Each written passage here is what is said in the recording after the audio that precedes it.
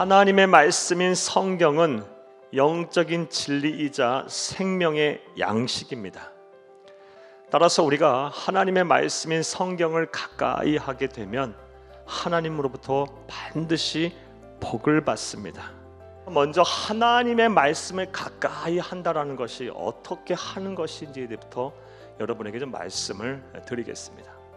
열심히 읽고 열심히 듣고 열심히 암송하고 열심히 공부하고 성경을 열심히 묵상하는 것입니다.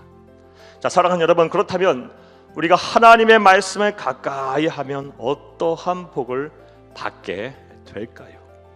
첫째로 거룩하게 됩니다. 자, 그렇다면 우리가 어떻게 하면 거룩해질 수가 있을까요? 시편 119편 11절을 함께 읽겠습니다.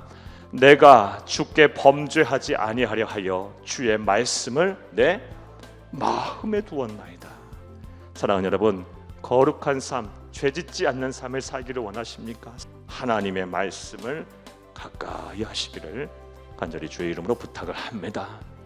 또 우리가 하나님의 말씀을 가까이 할 때 우리는 어떠한 복을 받게 될까요? 둘째로 고난 중에 나를 살리는 위로를 받게 됩니다. 본문 50절을 함께 읽겠습니다. 이 말씀은 나의 고난 중의 위로라. 주의 말씀이 나를 살리셨기 때문이니이다. 사랑하는 여러분, 우리가 세상을 살다 보면 곤란한 일을 겪을 때가 한두 번이 아닙니다. 그런데 그러할 때마다 하나님의 말씀을 가까이 하게 되면 하나님께서 고난 중에 우리를 살리십니다. 위로하십니다. 힘을 주십니다.